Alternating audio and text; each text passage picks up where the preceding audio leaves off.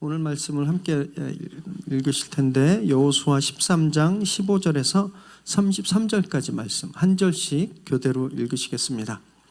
모세가 르우벤 자손의 지파에게 그들의 가족을 따라서 기업을 주었으니 그들의 지역은 아르논 골짜기 가에 있는 아로엘에서부터 골짜기 가운데 있는 성읍과 메드바 곁에 있는 온 평지와 헤스본과 그 평지에 있는 모든 성읍 곧 디본과 바못 바알과 벳 바알 무온과 야하스와 그데못과 메바악과 기랴다임과 신마와 골짜기의 언덕에 있는 세렛 사할과 벳부올과 비스가 산기슬과 벳여시목과 평지 모든 성읍과 헤스본에서 다스리던 아모리 족속의 왕 시온의 온 나라라. 모세가 시온을 그 땅에 거주하는 시온의 군주들 곧 미디안의 귀족 에위와 레겜과 술과 훌과 레바와 함께 죽였으며 이스라엘 자손이 그들을 사륙하는 중에 부올의 아들 점술과 발람도 칼날로 죽였더라.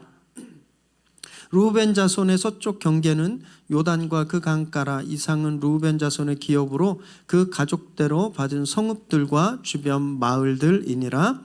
모세가 갓 지파 곧 갓 자손에게도 그들의 가족을 따라서 기업을 주었으니 그들의 지역은 야셀과 길르앗 모든 성읍과 암몬 자손의 땅 절반 곧 라빠 앞에 아로엘까지와 헤스본에서 라맛 미스베와 부도님까지와 마하나임에서 드빌 지역까지와 골짜기에 있는 벳 하람과 벳니무라와 숫곳과 사본 곧 헤스본 왕 시온의 나라의 남은 땅 요단과 그 강가에서부터 요단 동쪽 긴네렛 바다의 끝까지니라. 이는 갓 자손의 기업으로 그들의 가족대로 받은 성읍들과 주변 마을들이니라. 모세가 므낫세 반지파에게 기업을 주었으되 므낫세 자손의 반지파에게 그들의 가족대로 주었으니 그 지역은 마하나임에서부터 온 바산 곧 바산왕 옥의 온 나라와 바산에 있는 야일의 모든 고을 60성읍과 길르앗 절반과 바산왕 옥의 나라 성읍 아스다롯과 에드레이라. 이는 므낫세의 아들 마길의 자손에게 돌린 것이니 곧 마길 자손의 절반이 그들의 가족대로 받으니라. 요단 동쪽 여리고 맞은편 모압 평지에서 모세가 분배한 기업이 이러하여도 함께 읽습니다. 오직 레위 지파에게는 모세가 기업을 주지 아니하였으니 이는 그들에게 말씀하신 것과 같이 이스라엘의 하나님 여호와께서 그들의 기업이 되심이었더라. 아멘. 오늘 우리에게 주신 하나님의 말씀입니다. 여호수아가 나이가 많아졌죠. 그래서 더 이상 정복전쟁을 앞서서 지휘할 수가 없게 된 거예요. 그래서 지파별로 미정복지역, 저희가 지지난 주일이었죠. 지난 본문에서 살펴보았는데 훨씬 더 많은 미점령 지역을 지파별로 분배를 했습니다. 여호수아가 요단의 강 건너 서쪽을 다 정벌했어요. 그곳에 왕들을 죽이고 성을 점령했는데 이스라엘에게 이제 지파별로 그 땅을 분배하는데 여호수아가 모세가 점령한 땅, 요단의 동쪽 땅에 대한 분배를 먼저 이야기하고 있는 거예요. 왜냐하면 점령전은 그냥 한 세대에서 끝나는 것이 아니라 대를 이어서 계속되는 그런 거룩한 전쟁이다라는 것을 보여주기 위해서입니다. 여호수아의 전쟁을 이제 여호수아가 많이 늙어서 그 미점령 지역을 점령하는 그 전쟁을 지파들이 전수받았죠. 지파들에게 전달된 것처럼 자신도 모세에게 그 거룩한 전쟁의 임무를 물려받았다라는 거예요. 그런데 그 와중에도 레위 지파에게는 땅을 주지 않았죠. 왜냐하면 그들은 땅을 기간에서 땅에서 나는 것을 먹는 사람이 아니라 하나님께 바쳐진 것, 그래서 하나님이 주시는 것을 먹고 사는 하나님이 그들의 기업이 되어 주셨기 때문인 거예요. 이것처럼 하나님의 거룩한 사역은요, 그냥 우리만 하고 마는 것이 아닙니다. 우리 위에 선조들이 계속 해왔고 그걸 저희가 감당하고 또 그것을 저희가 다음 세대에게 전달해 줘야 되는 거예요. 하나님이 그렇게 해서 당신의 사역을 이루어 오셨습니다. 또 그리고 저희는요, 왕 같은 제사장이라고 했습니다. 그것은 뭐냐 하면 저희가 구별된 사람들이라는 거예요. 저희는 세상 사람처럼 땅의 소산을 먹고 땅을 분배받고 땅의 것을 찾는 사람이 아니라 하나님이 우리를 먹여 살리는, 하나님이 우리의 기업되는 그런 사람들이라는 것, 그것이 저희가 지난 주에 살펴본 내용이었습니다. 이제 본격적으로 땅 분배가 시작되었는데 15절 말씀을 읽습니다. 15절 시작. 모세가 르우벤 자손의 지파에게 그들의 가족을 따라서 기업을 주었으니, 이 이하 23절까지가 르우벤 지파에게 주어진 동쪽 땅의 성들이에요. 그 지역에 대한 내용들입니다. 르우벤 지파는 르우벤이라는 사람의 후손이었습니다. 르우벤이 누구냐면요, 야곱과 레와에서 태어난 아들, 맏아들이에요. 야곱의 12아들들 중에 장자입니다. 장자. 그래서 그는요, 항상 야곱의 아들들의 이름이 나올 때 맨 처음에 나왔습니다. 르우벤. 그런데 장자였는데 그가 나중에 굉장히 심각한 죄를 범하게 됩니다. 바로 자기 아버지의 아내 중에 한 명인 비라와 정을 통하게 돼요. 그래서 그 죄 때문에 장자의 권리와 유업을 상실했습니다. 원래대로 하면 이 르우벤은 장자였기 때문에 다른 아들들보다 하나를 더 가질 수 있었어요. 이스라엘에서는요, 유산을 상속할 때 수학 공식으로 하면 가로 치고 n+1 가로 닫고 분의 1이었어요. 지금 무슨 말씀이냐면 아들이 4명 있으면 +1 5으로 해서 5분의 1로 나누는 거예요. 그래서 아들 넷에 다 나눠주면 하나가 남죠. 그 남는 걸 장남이 가졌습니다. 그것이 장자의 분깃이었어요.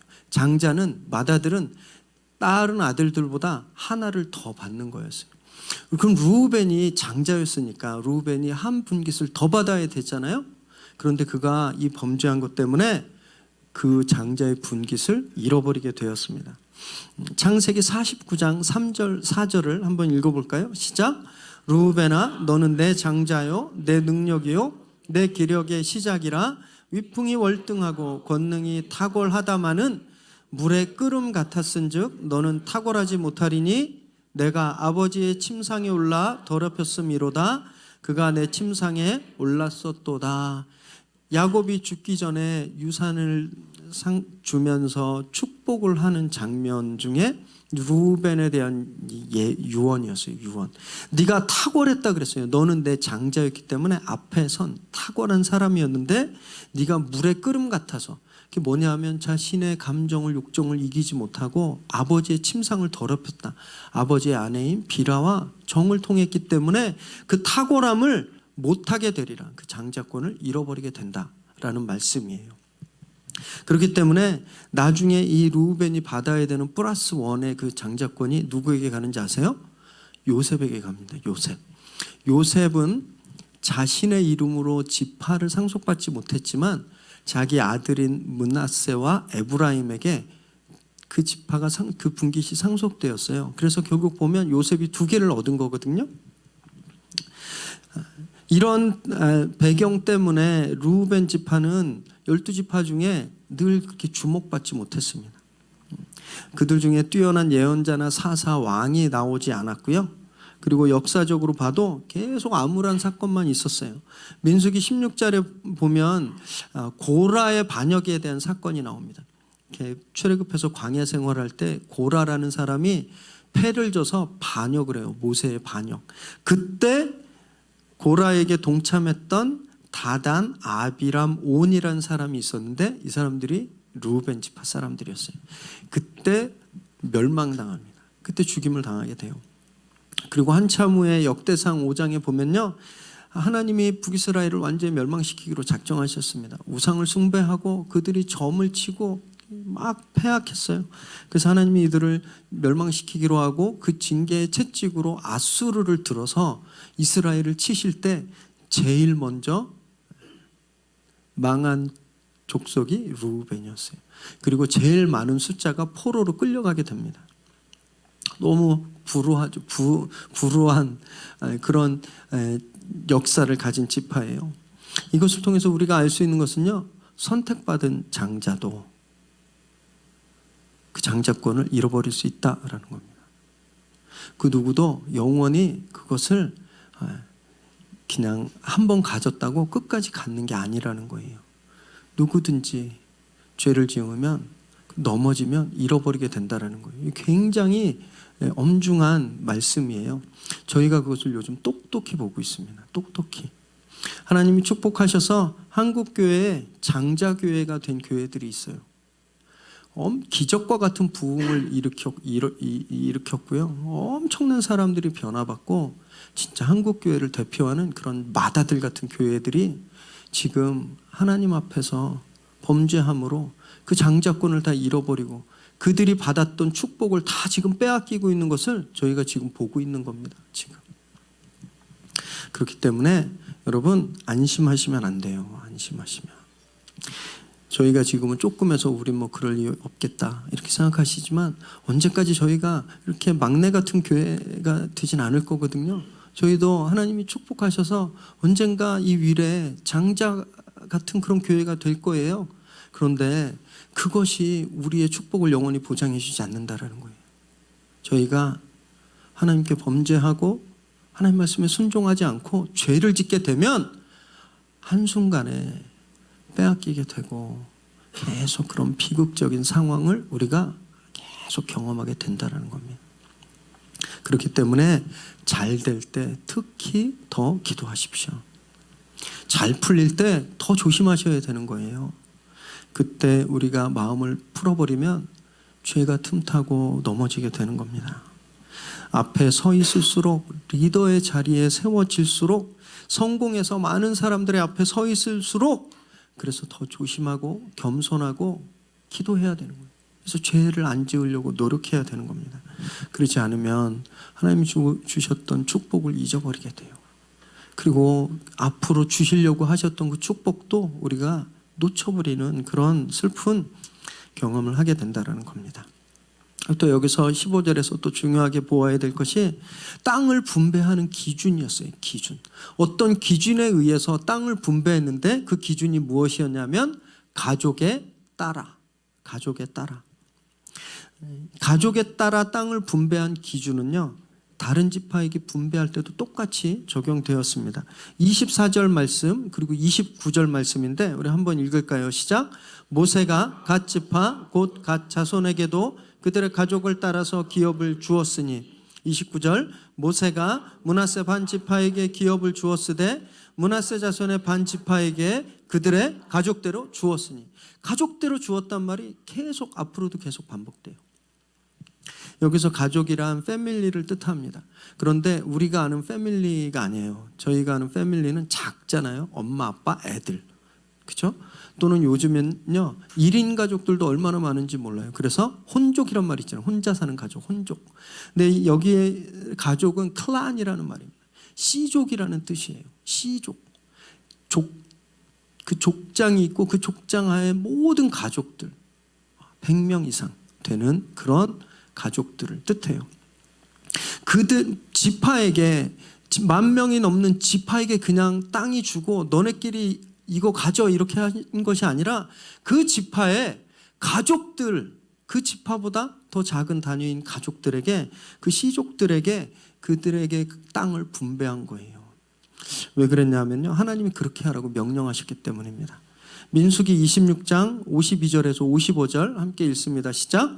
여호와께서 모세에게 말씀하여 이르시되 이 명수대로 땅을 나눠 주어 기업을 삼게 하라. 수가 많은 자에게는 기업을 많이 줄 것이요 수가 적은 자에게는 기업을 적게 줄 것이니 그들이 계수된 수대로 각기 기업을 주되 오직 그 땅을 제비 뽑아 나누어 그들의 조상 지파의 이름을 따라 얻게 할지니라. 무작위로 막 뿌리는 게 아니라, 그렇죠? 지파한테 그냥 뚝뚝 떼어주는 게 아니라, 또는 모세나 여호수아가 자기하고 조금 더 친하거나 자기 측근에게 더 많은 땅을 주는 것이 아니라 그 지파의 가족 수들을 다 카운트했어요. 다 계수했어요. 그리고 그 숫자에 많게 많은 사람은 더 넓은 땅을, 적은 가족은 좀 작은 땅을 그렇게 주어라고 한 거예요. 이것이 공평함입니다. 하나님이 공평하게 억울한 사람이 없게 하기 위해서. 하나님이 이렇게 분배의 기준을 말씀하신 이유가 두 가지인데, 하나는 그 공평함 때문이고 다른 하나는 가족이라는 거예요. 공동체. 그런데 오늘은요, 저희가 공평함에 대해서 나누고 다른 지파 나눌 때 이 가족 공동체에 대해서 나눌 거예요. 왜 하나님이 이렇게 하라 그러셨냐면, 하나님 나라가 공평하기 때문에 그래요. 하나님 나라가 꼭 그렇기 때문에. 시편 45편 6절을 읽습니다. 시작. 하나님이여, 주의 보좌는 영원하며 주의 나라의 규는 공평한 규이니라. 하나님이 다스리는 나라는 공평하다라는 거예요. 하나님 나라에 저울이 있어요. 규가 있어요. 이것이 공평한 거예요. 누구도 억울하게 만들지 않는 그런 기준이 있다라는 거예요. 그래서 하나님이 그대로 이스라엘 백성에게 명령한 거예요. 그 누구도 땅을 분배받는 거에 있어서 많이 받고 적게 받는 것 때문에 억울한 사람이 생기지 않기 위해서, 하나님의 나라가 공평하니까 너희도 하나님의 백성이니까, 나의 백성이니까 그 공평함대로 땅을 분배하라. 그래서 가족 수대로 나누라고 한 거예요. 생각해 보세요. 우리 교회 대식구가 사시는 가정이 있으세요. 누구신지 아시죠? 무려 강아지까지 7명이 사는 가족이 있어요. 우리 이영지 집사님, 저희 교회가 땅을 딱 분배받았어요. 그런데 우리 이영지 집사님 가정이 7명인데 20평만 분배한 거예요. 20평. 그런데 우리 형탁 형제네, 좀 있으면 아기가 태어나서 셋이지만 지금 둘이거든요. 근데 둘한테는 100평이 분배 딱 되는 거예요. 그러면 기쁘시겠어요? 물론 착하셔서 이렇게 억울해 하시진 않겠지만 보통 사람들은 굉장히 억울한 거예요. 아니, 우리 강아지까지 7명인데, 아니 저 부부 우리는 20평에서 살고 저긴 둘밖에 안 되는데 100평을 줘? 이런 경우가 어딨어? 100이면 100 다 그렇게 불평하고 억울해한다라는 거예요. 하나님이 그렇게 하지 않게 하신 거예요. 그런데요, 세상은 정반대예요. 세상은 정반대입니다. 2016년에 옥스팜 보고서가 있어요. 그 보고서에 보면 이런 재밌는 통계가 나오는데, 전 세계의 1%의 부자가 전 세계 부의 48%를 가졌다는 거예요. 나머지 52%는 99%의 사람들이 아웅다웅하면서 나눠 갔는데, 그것도 불공평하게 분배되겠죠. 우리나라에 어떤 경우가 있는지 아세요? 우리나라에서 집을 가장 많이 가지고 계신 분이 한 분 계신데, 그분이 전라도 광주에 사시는 60대 아저씨예요. 이분이 집을 몇 채 가지고 계신지 아세요?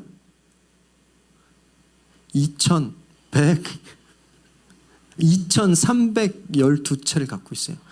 2,312채를 한 분이 가지고 있는 거예요. 네. 저 월세 살거든요. 집 없으신 분들 여기도 많이 계시잖아요. 네. 집 없는 분들이 이렇게 많은데 어떤 분이 2,300개가 넘는 집을 가지고 있다는 거예요. 세상이 그렇게 불공평합니다. 세상 절대 공평하지 않아요. 그래서 억울한 사람이 천지인 거예요. 감옥 가보세요. 다 억울하다 그래요. 다. 너무 억울합니다. 그런 분들 많이 계시잖아요. 신문에 맨날 보도되잖아요. 그죠? 자기 죗값을 받는데 계속 억울하다 그러는 거예요. 그 재판 못 받겠다 그러는 거예요. 이 세상 모든 사람들은 다 억울해요. 공평하지 않다는 걸 알고 있는 거예요. 이런 얘기 많이 들으시죠? 기회는 평등하다. 누구에게 기회는 열려있다. 열심히 노력하면 된다. 그거 다 뻥이에요. 전설에나 나오는 그런 신화입니다. 신화. 노력해도 안 돼요. 기회가 절대 공평하지 않아요. 2016년도에 강원도에 있는 공기업 아시잖아요. 100%가 청탁으로 들어갔대요. 100%가. 몇 년을 공부하고 시험 준비하고 열심히 노력한 사람들이 안 되고, 자격도 안 되는데, 성적도 안 되는데, 그거 다 기준 바꿔가지고 그 공기업이 100%가 다 청탁으로 들어갔고, 그 청탁한 사람들이 지금 현직 국회의원들, 도의원들, 그 지역의 유지들인 거예요. 어떤 사람은 4명이 동시에 청탁했대요. 여러분 이런 세상이 이렇게 불공평하고 해도 안 되는 걸 아니까 요즘 젊은이들이 뭐 하는 거예요? 공무원 되려고 그렇게 공부하는 거예요. 어차피 열심히 해도 안 되니까 그냥 공무원에서 편안히 살자. 어떻게 살아야 될까요? 저희는 이렇게 억울한 세상에, 이렇게 불공평한 세상에 우리 어떻게 살아야 돼요? 그냥 자포자기 해야 되나요? 개싸라 세라 그냥 될 대로 되라 이러고 그냥 마음대로 살아야 됩니까? 아니면 막 억울한 사람들 모아가지고 막 혁명해야 돼요? 막 뒤집어 엎고?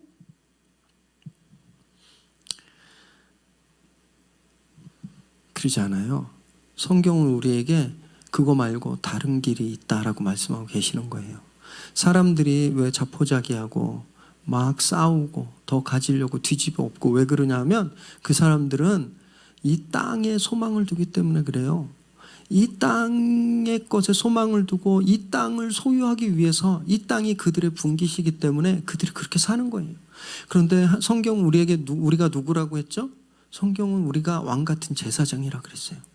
우린 땅의 분깃을 먹는 사람이 아니라 무엇을 먹는 사람이라고 그랬죠?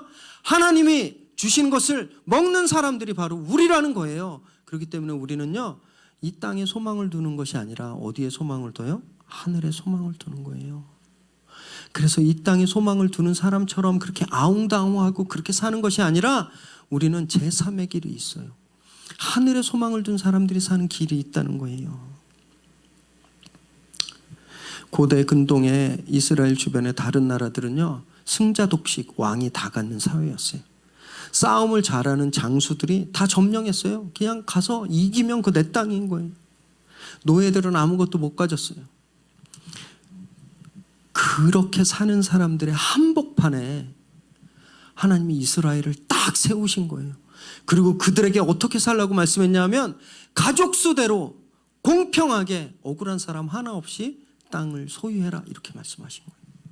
세상과 전혀 다른 삶의 방법을 보여주시기 위해서 하나님이 그것을 드러내기 위해서 그 당시 그 주변의 나라들에게 그들에게 야 그렇게 사는 게 진짜 사는 게 아니야. 얘네들 봐. 억울한 사람 하나 없이 그렇게 공평하게 나눠 갖고 사는 얘네들을 봐. 라고 그것을 보이기 위해서 그들을 세워주신 거예요. 하나님이 우리를 불러주셨어요. 여러분 이제 계속 말씀드리지만 교회는 불러낸 사람들의 공동체예요. 하나님이 우리를 택해서 불러주신 거예요. 이 세상에서 그렇게 억울함이 가득하고 다 불공평하고 그쵸? 다 이런 세상에서 우리를 딱 불러서 그 한복판에 우리를 딱 두신 거예요. 그 이유는 그 사람들에게 그렇게 살지 않아도 되는 다른 삶의 방법이 있다는 걸 보여주기 위해서 그런 거예요. 그래서 저희는요, 세상의 방법을 내려놓고 살아야 되는 사람들이에요. 세상은 그렇게 강한 사람이 억울한 자를 착취하고 불공평하고 늘 억울하고 내가 가지면 누군가는 빼앗길 수밖에 없는 그런 체인인데 그런 수레바퀴, 그런 톱니바퀴지만 하나님 우리가 그 속에서 야 그렇게 살지 않는 방법도 있어. 하나님의 방법으로 살면 누구나 다 공평하게 살 수 있어. 하늘의 방법을 보여주기 위해서 하나님이 우리를 불러주셨다는 거예요. 그렇기 때문에 저희가 그게 힘든 거예요. 믿음대로 살기가 힘든 거예요. 말씀대로 살기가 정말 힘든 거예요. 왜냐하면 미움받으니까. 지가 뭐라고? 아이고 그래 한번 해봐. 그게 되나? 너 그렇게 해봐. 다 망하지. 홀딱 망하지. 네가 성공하겠어? 조롱당하고 미움받기 때문이에요. 여러분 예수님이 그러셨거든요. 복음서에 보면 주님을 미워하는 사람들이 있었어요. 바리새인들, 사두개인들, 헤롯 당, 열심당들이 주님을 미워했어요. 그런데 정말 재미있는 건 이 네 개 종파는요 서로 앙숙이었어요. 앙숙. 심지어는 신앙도 달랐어요. 바리새인들은 부활을 믿었지만 사두개인은 부활을 안 믿었어요. 여러분 이 사람들은 완전히 다른 신앙을 가진 사람들이었어요. 그래서 맨날 다투고 맨날 서로 욕하고 싸우는. 헤롯 당은 매국노였어요. 열심당은 혁명주의자들이었어요. 절대 손잡을 수 없는 사람들이었는데 이 사람들이 단 하나의 목적을 위해서 한 편이 돼요. 그것이 뭐냐면 예수를 죽이기 위해서, 예수님을 죽이기 위해서 그들이 한 편이 되는 거예요. 예수님 그렇게 미움 받으셨어요. 부르심 받은 대로 당신에게 오신 그 부르심, 이 땅에 이 세상을 구원하기 위해서 십자가를 지기 위해서 당신의 목숨을 내놓기 위해서 그 받은 부르심대로 사시니까 세상이 온통 주님을 미워하고 죽인 거예요. 우리도 주님과 같은 부르심을 가진 사람들이거든요. 그럼 저희도 세상에서 미움을 받아야 하는 거예요. 그런데 그러지 않죠. 저희가 바라는 건 뭐예요? 세상의 사랑을 받기 원해요. 세상 사람들보다 더 달라고 하나님께 기도하는 거예요. 세상 사람들보다 더 높은 자리 달라고 하나님께 기도해요. 그 사람들이 날 부러워하게 해달라고 기도해요. 주님 때문에 미움받고 주님 때문에 세상 사람들이 공격받게 해달라고 기도하지 않고, 하나님 내 성공시켜주세요. 그래서 사람들이 날 부러워하게 해주세요. 하나님 저 사람들이 나와 그렇게 친해질 수 있도록 축복해 주세요라고 기도하는 거예요. 예수님을 믿는다고 하는데 이스라엘 백성들이 하나님의 방법으로 그렇게 공평하게 그들이 소유를 분배했는데 오히려 이방 백성의 방법으로 다 죽이고 그러는 것처럼 우리도 거꾸로 사는 경우가 많다라는 겁니다. 여러분, 정말 신앙을 갖고 이 세상에서 사는 건 불편한 거예요. 힘든 거예요. 아픈 거예요. 그런데 아프지 않게 해달라고 기도하는, 여러분, 왜 하나님이 우리로 하여금 이 세상에서 그렇게 아픔 당하게 하고 미움 당하게 하는지 아세요? 그 이유는요, 우리에게 우리가 천국을 소유하게 하기 위해서예요.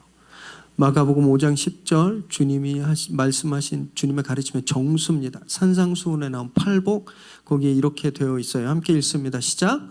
의를 위하여 박해를 받은 자는 복이 있나니 천국이 그들의 것임이라. 하나님의 부르심대로 이 세상에서 그렇게 미움을 당하면 우리에게 무엇이 주어지는 거예요? 천국.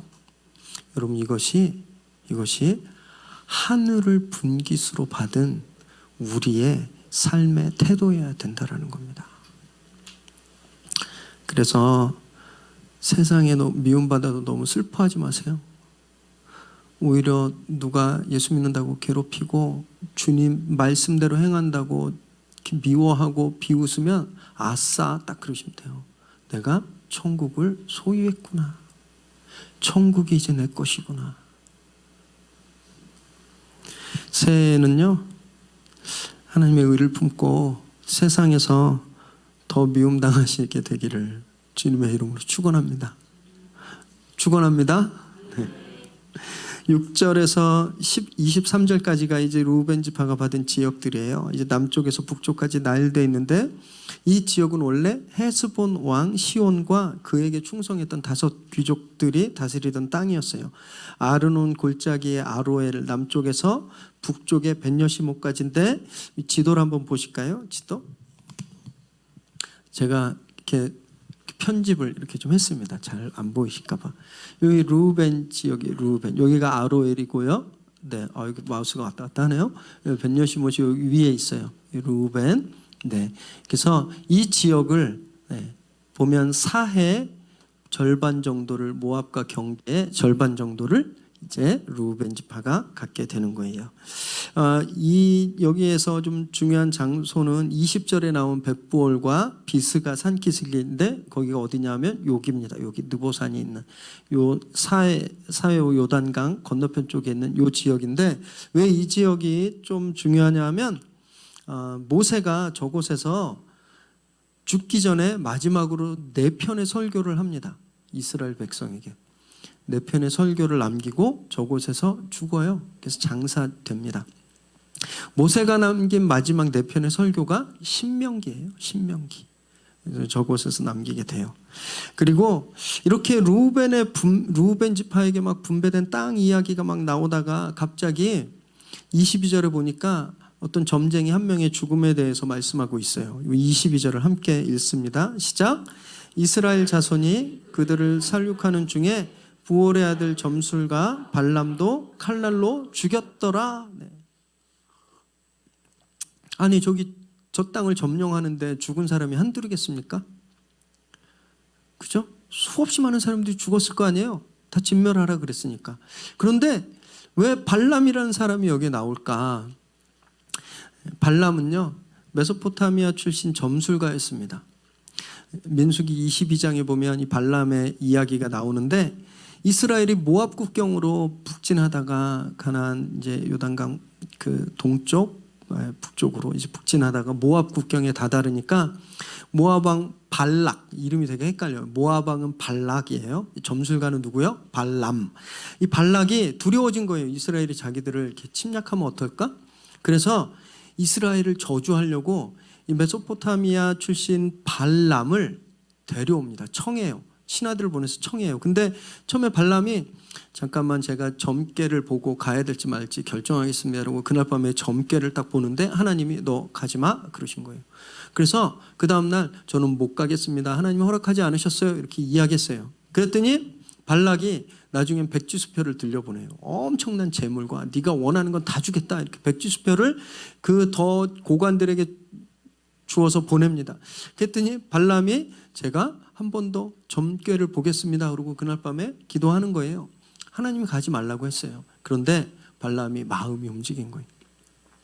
엄청난 부를 받을 수 있기 때문에. 그래서 나귀를 타고 가는 도중에 이놈의 나귀가 앞으로 안 가는 거예요. 그래서 자꾸 또랑으로 막 가는 거예요. 그래서 발람이 계속 때렸어요. 그때 나귀가 얼마나 답답했던지 입을 열어서 발람에게 말하는 거예요. 주인아, 내가 너한테 잘못한 적이 있었냐? 왜 나를 이렇게 못 살게 구느냐? 너는 눈이 없냐? 저 앞에 안 보여? 그때 하나님이 발람의 눈을 열어주셨거든요. 그때 딱 봤더니 하나님의 천사가 칼을 들고 서 있는 거예요. 길가에. 하나님이 이렇게까지 발람에게 경고했어요. 발람이 그래도 모압에 갔죠.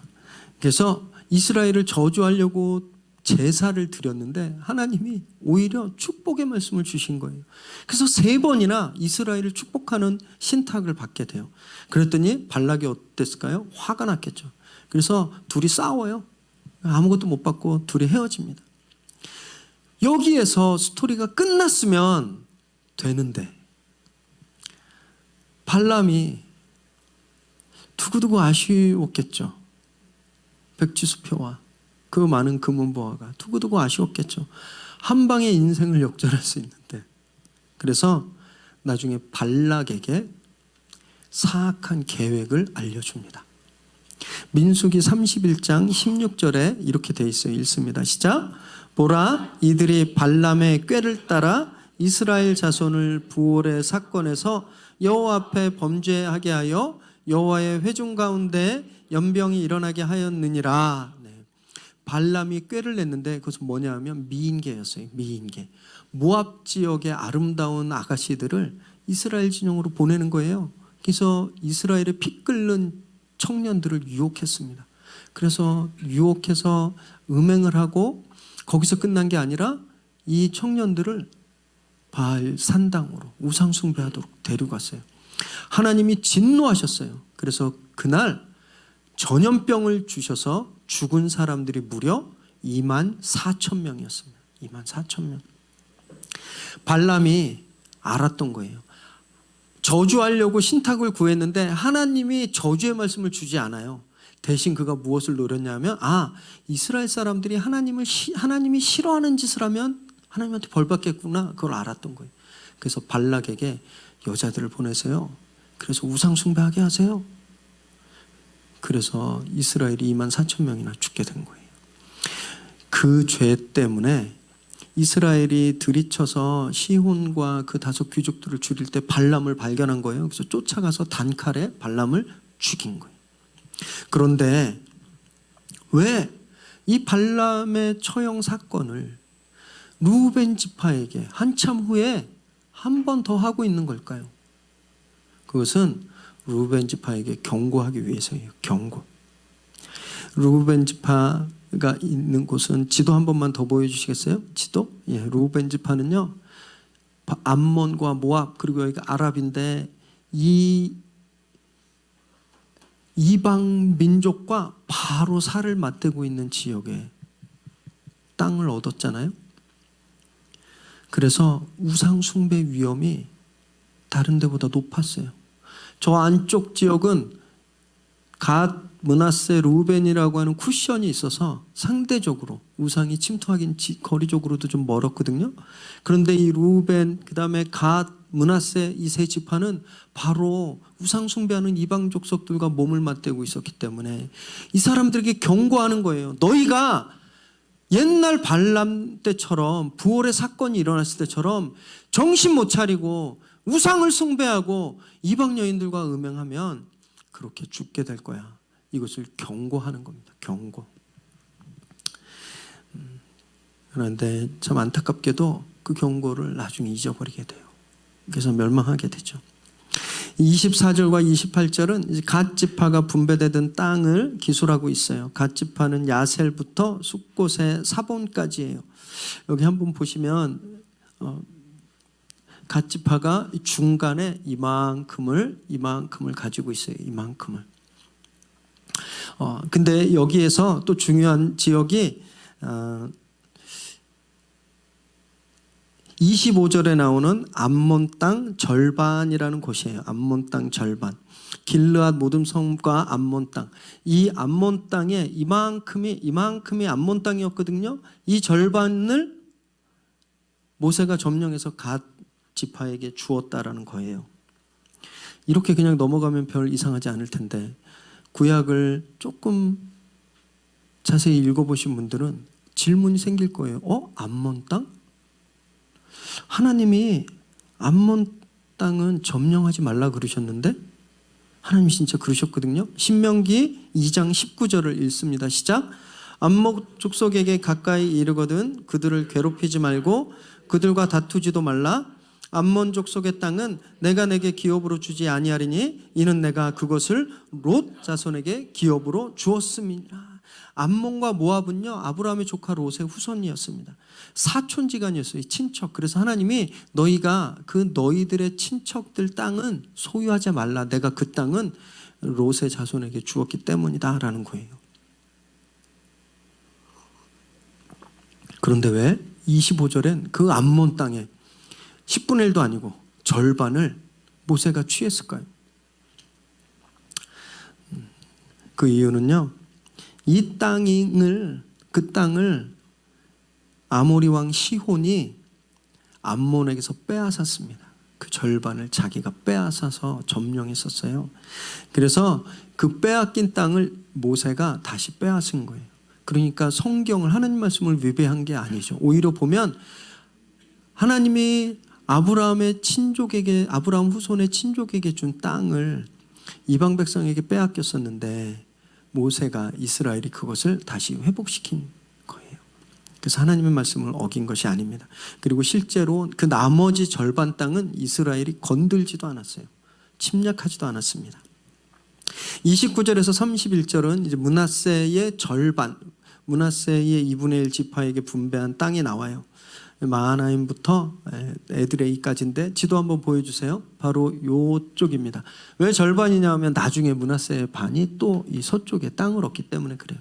여기에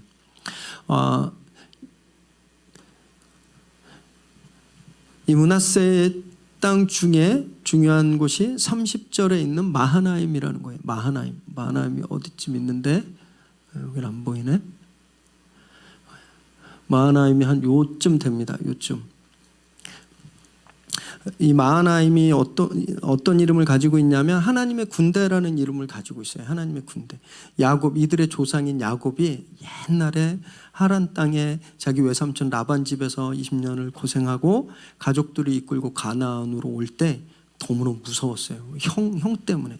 자기 형을 속였잖아요. 그래서 형이 다 나 죽이고 다 뺏어가면 어떡하지? 그 두려움이 점점 커질 때 저곳에서 하나님의 군대를 보게 됩니다. 그래서 마음의 담대함을 얻게 돼요. 그 장소가 마하나임입니다.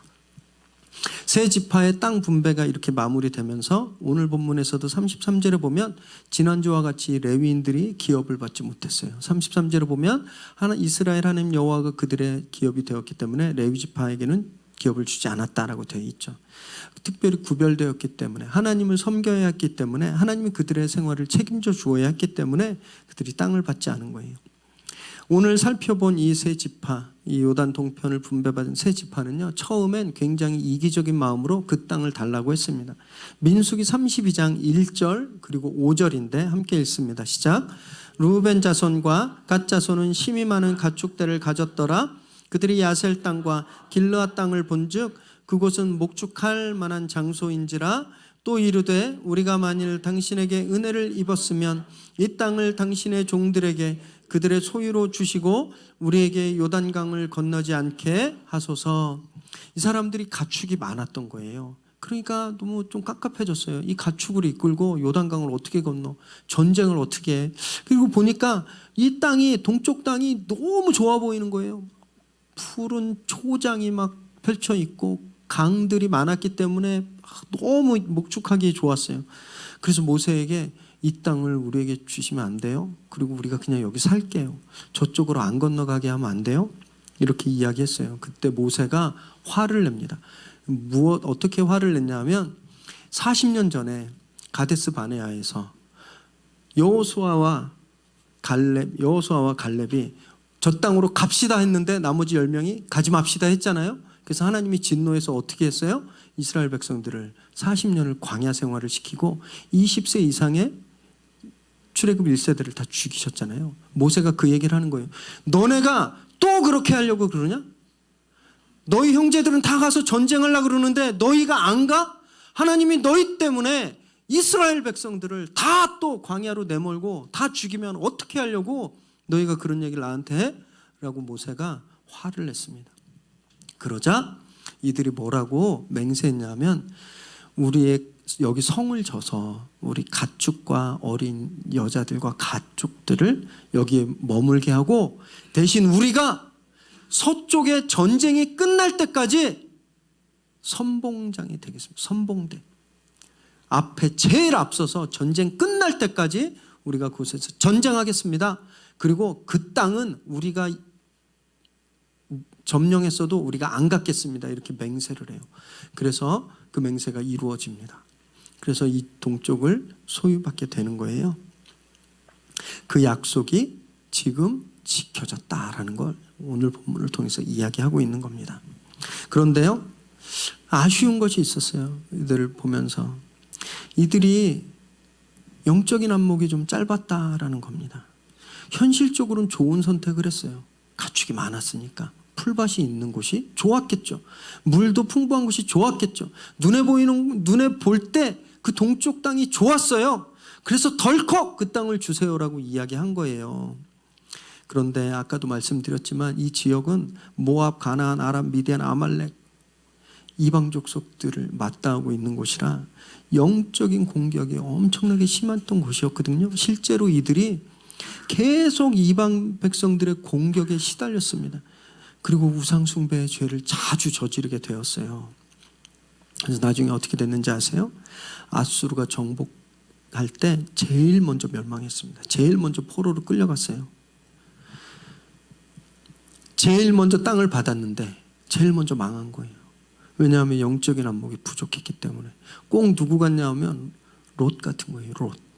롯이 아브라함과 헤어질 때 소돔과 고모라를 택한 이유가 보기에 좋았기 때문에 그랬어요. 거기가 너무 풍족해 보였기 때문에 내가 저 땅을 가겠습니다라고 한 거거든요. 그래서 어떤 일이 일어났나요? 비극이 일어났잖아요. 비참한 결과를 얻게 되었잖아요. 인류 최초의 범죄도 눈으로 보는 것 때문에 이루어졌습니다. 선악과를 보니까 너무 나를 지혜롭게 할 만한 거예요. 그래서 따먹었잖아요. 여러분, 우리가 영적인 안목이 없이 눈에 보이는 대로 결정하고 선택하면 늘 이런 비참한 결과를 갖게 되는 거예요.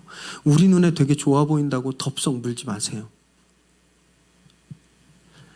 영적인 안목이 없으면 분별할 수 없습니다. 영적인 안목을 길러야 돼요. 그래서 저는요, 화요일부터 시작되는 40일 특세가 너무 기대가 돼요. 왜냐하면 기도할 때 영적인 안목이 열리는 거거든요. 열왕기하 6장 17절을 한번 읽겠습니다. 시작. 기도하여 이르되 여호와여 원하건대 그의 눈을 열어서 보게 하옵소서 하니 여호와께서 그 청년의 눈을 여심해 그가 보니 불말과 불병거가 산에 가득하여 엘리사를 둘렀더라. 아람 왕이 엘리사를 죽이기 위해서 엘리사가 있는 조그만 성읍을 포위했습니다. 이제 날이 밝아서 공격하면 그냥 그 성은 완전히 초토화되는 거였어요. 엘리사의 제자가 너무 불안한 거예요. 와, 이걸 어떡하나, 도망갈 구멍도 없네. 어디 땅굴을 팔 수가 없고, 이게 북한 동지들이었으면 땅굴 충분히 팠을 텐데 뭐 땅굴 팔 수도 없고 그냥 죽어야 되나 막 이러고 있는 거예요. 그 엘리사가 하나님한테 기도했어요. 하나님, 저 아이의 눈을 열어주십시오. 그랬더니 그 청년의 눈이 열렸는데 세상에 아람 군대를 둘러싸고 있는 불말과 불병거와 하늘의 군대를 보게 된 거예요. 기도했더니 영안이 열렸어요. 그랬더니 그 전에 못 보던 게 보여지는 거잖아요. 여러분, 기도하면 우리 영안이 열립니다. 영적 안목이 깊어지는 거예요. 제가 그런 경험을 했어요. 이번 주에 성경 말씀을 묵상하는데 헤스론이요, 속것이요, 사본이요, 긴네렛 바다요, 막 온통 지명 이름만 나오는 거예요. 그래서 하나님, 이거 갖고 어떻게 설교해요? 제가 뭐 지리학자도 아니고 저희 가본 적도 없고 뭐 어떻게 사진을 보여서 구글 어스로 사진을 찾아서 뭐 해야 되나요? 아니면 뭐 이름을 풀이해야 되나요? 이거 가지고 설교를 어떻게 해요? 막 기도하고 있을 때 하나님이 제 영적인 안목을 열어주시더라고요. 그랬더니 여기에 숨어있는 막 보석 같은 메시지들이 막 보이는 거예요. 감당할 수 없을 정도로. 그래서 오늘 설교는요, 원래 제가 준비해 놓았던 거에 3분의 1을 줄였습니다. 너무 길어서. 그래서 얼마나 감사했는지 몰라요. 기도하니까 하나님이 제가 못 보던 걸 보여주시더라고요. 여러분, 기도할 때 우리가 못 보는 것을 보여주시는 거예요. 그때 분별력이 생깁니다. 그래야 올해 하셨던 실수를 내년에 안 하실 수 있는 거예요. 그래야 내년에는 후회할 일을 안 하실 수 있는 거예요. 영적인 안목이 열리면 못 보던 걸 보게 되거든요. 영적인 안목이 열리기 전에는 아우, 저분은 왜 교회 와서 저런 얘기하고 있지? 저분은 왜 맨날 이렇게 사람을 불편하게 할까? 저분은 왜 교회에 왜 저러고 올까? 왜 저렇게 신앙생활 할까? 영적인 안목이 열리기 전에는 그렇게 불평하고 그렇게 원망하고 싫어했었는데 기도해서 하나님이 우리의 영적인 안목을 열어주시잖아요. 안 보이던 게 보이는 거예요. 그분 안에 영혼에 숨겨져 있는 보석들을 발견하게 되는 겁니다. 엘리사의 제자가 눈이 열렸을 때 하늘의 군사들을 보게 되었던 것처럼 우리의 영적인 안목이 열리면요, 우리 서로 안에 있는 그런 귀중한 보물들을 발견하게 되는 거예요. 그럴 때 사랑하게 되는 거고, 그럴 때 인정하게 되는 거고, 그럴 때 격려하게 되는 거예요. 그럴 때 저희가 공평함으로 서로를 대할 수 있는 것이고, 우리가 그런 하늘의 분별력을 가질 때 이 땅에서 이 세상 사람들에게 하늘의 법이 어떤 것인지 저희가 증거하면서 살 수 있게 되는 것입니다. 그렇게 영적인 안목이 열리게 되길 축원합니다. 그래서 하나님이 주신 이 땅을 우리가 기업으로 받게 되기를 주님의 이름으로 축원합니다. 기도하겠습니다.